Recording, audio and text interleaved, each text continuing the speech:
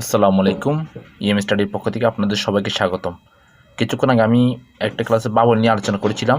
আজকে আলোচনা করব কনসোনেন্ট নিয়ে। তো আমরা জানি ক্যাপিটাল লেটার মোট হচ্ছে 26টি। 26টির মধ্যে 5টি হচ্ছে বাউল আর বাকি যেগুলো আছে 21টি হচ্ছে এগুলো হচ্ছে কনসোনেন্ট, ঠিক আছে?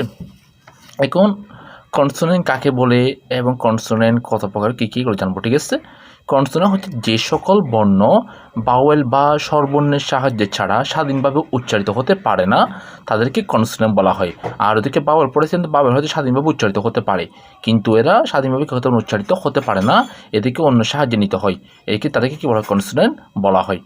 এখন বাউল হচ্ছে 5 প্রকার আর কনসোনেন্ট হচ্ছে মোট কয় প্রকার? 21 প্রকার, ঠিক আছে? মোট ক্যাপিটালটার মধ্যে 21 প্রকার আর কি, ঠিক আছে?